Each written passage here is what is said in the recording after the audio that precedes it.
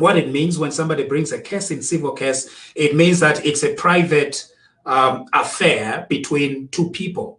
They have a disagreement, and then one person sues another. It's known as a civil case.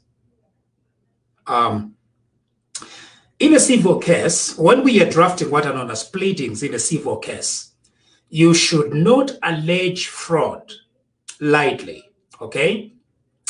The reason is that in a civil case, when you allege fraud, you are liable for a higher cost award when you allege fraud and you don't prove it. So what you require is that it must be explicitly pleaded. So you must plead fraud. And when you plead fraud in a civil case, you must really have evidence, because the court system expects that people are not going to be routinely pleading fraud when they sue other people privately, right?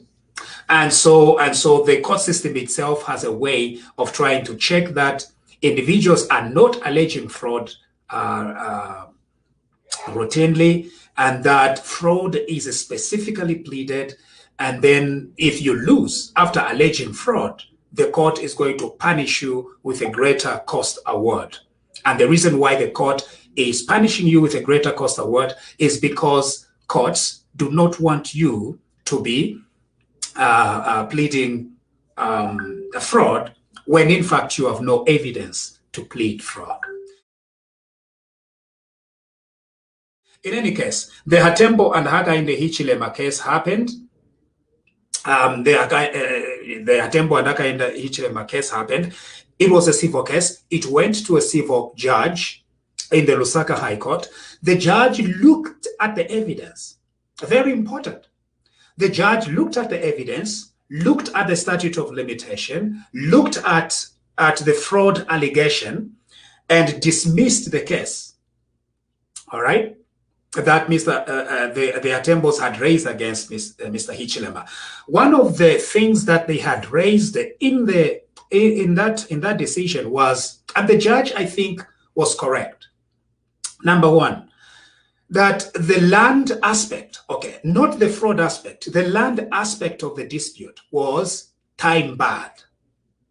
The reason why you need to bring your civil cases in good time is so that there's certainty as far as land disputes are concerned.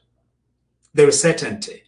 If you leave the land questions open, then there's going to be a lot of confusion within the administration of land. And so, naturally, there's got to be a limitation as far as civil disputes regarding land. Secondly, Justice Newa also dealt with the issue of fraud. She looked at the evidence and said that even if fraud was specifically pleaded, there was no evidence that was led that was credible enough to make the fraud allegation stand. Okay?